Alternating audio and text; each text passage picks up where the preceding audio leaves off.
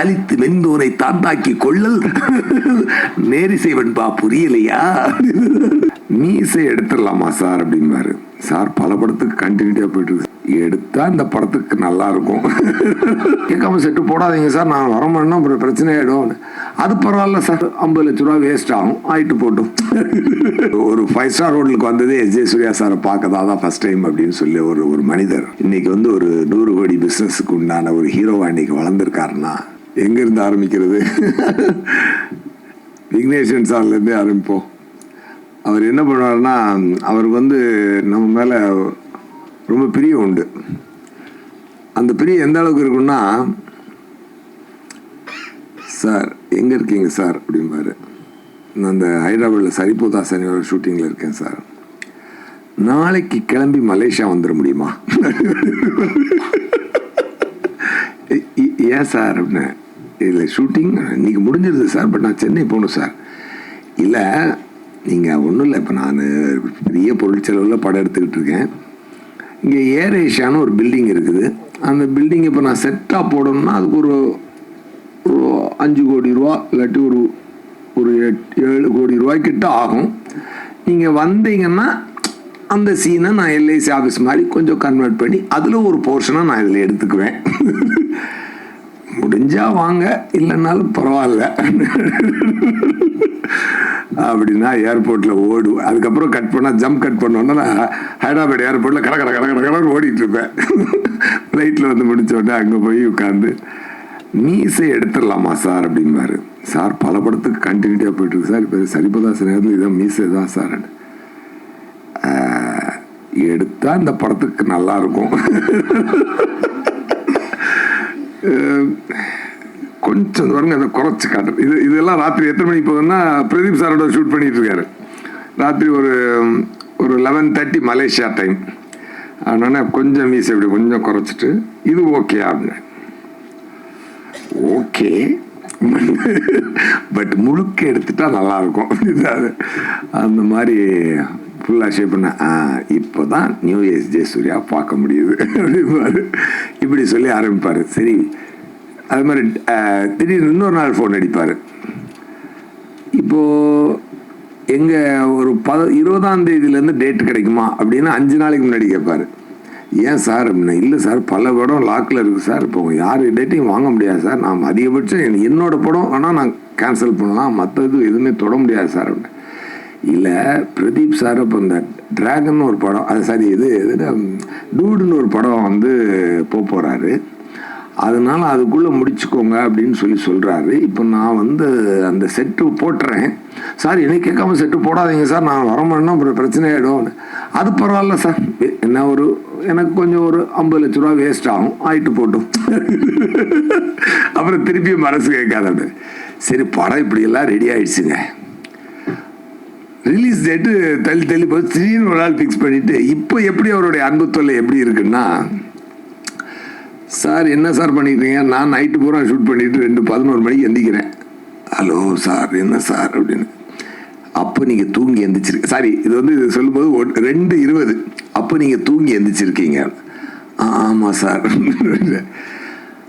முடிஞ்சால் ஒரு 1/2 ஹவரில் கமலா தியேட்டரில் இருந்தீங்கன்னா அந்த மயிலிறக சாங் அவங்க கொண்டாடுறாங்கல்ல, அதோட கூட சேர்ந்து ஒரு டான்ஸ் ஆடிட்டு வந்தீங்கன்னா நல்லாயிருக்கும். அது இந்த மொமெண்ட் திருப்பி கிடைக்காது. இப்போ சார் நீங்கள் நைட் ஷூட் வேறு இருக்குது சார், இல்லை நைட் ஷூட் அது அடுத்த படத்து நீங்கள் நைட் ஷூட் பண்ணுவீங்க, அது அப்புறம் ரிலீஸ் ஆக போகுது. பட் இந்த சந்தோஷத்தை நீங்கள் திருப்பி அடைய முடியாது.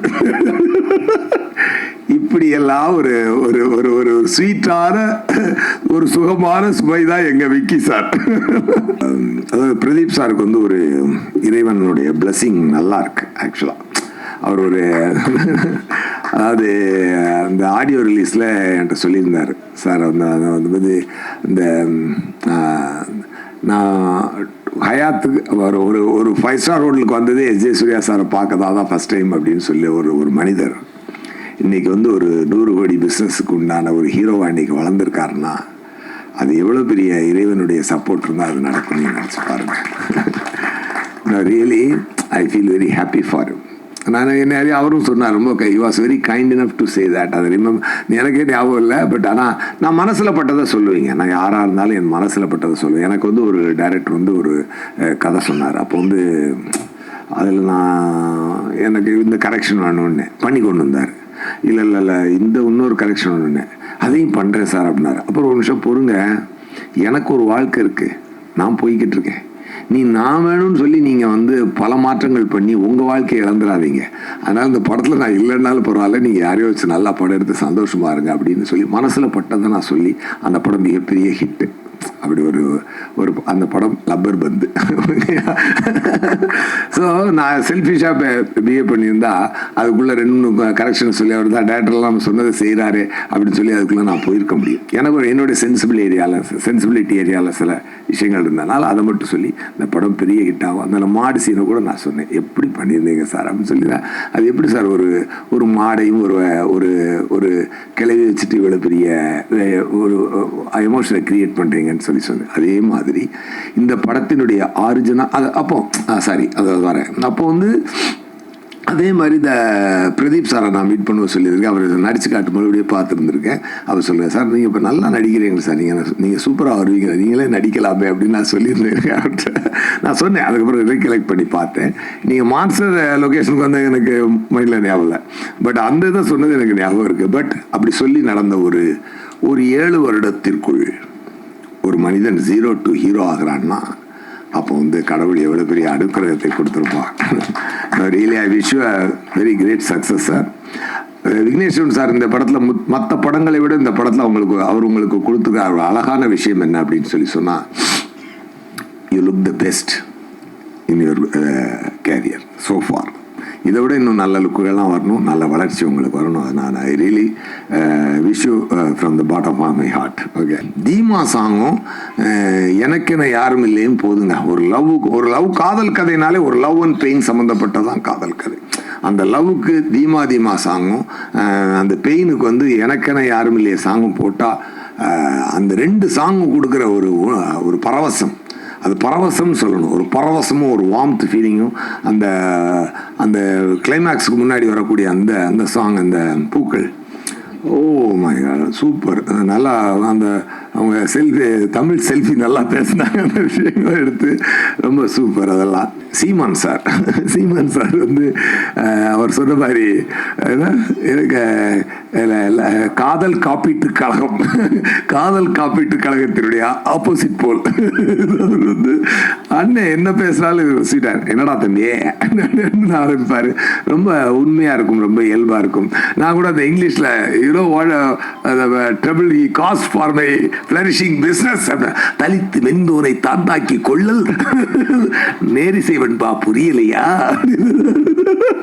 கலக்கிட்டார் அண்ணன், கலக்கிட்டார். அப்பவே தெரியுது வந்து தியேட்டர்ல பெரிய பிளாஸ்ட் ஆக போதுரா அப்படின்னு. அது சூப்பரா பண்ணார். அவருடைய அந்த தன் மனதில் அவர் வச்சிருக்கக்கூடிய ஒரு அந்த தமிழ் மீது இருக்கக்கூடிய மாறாத பற்றும் அந்த நல்ல வாழ்க்கையின் மீது அவருக்கு இருக்கக்கூடிய பாசமும் அவர் நேசமும் அந்த படத்தில் அது அழகா கன்வே ஆச்சு. அதுதான் சோல் ஆஃப் த ஃபிலிம். ஆக்சுவலாக இப்படி வாழ வேண்டும் என்று எல்லோரும் ஆசைப்படக்கூடிய ஒரு உலகம்தான். வெற்றி கிடைக்கும், ஒரு அழகான வெற்றி எப்போதுதான் கிடைக்கும். அது நம்ம மெனக்கிடும் போது மட்டும்தான் கிடைக்கும். அந்த மெனக்கிடலை டெஃபினட்டாக நாங்கள் எல்லாருமே we followed Vigneswaran sir. He made it great. Thank you so much.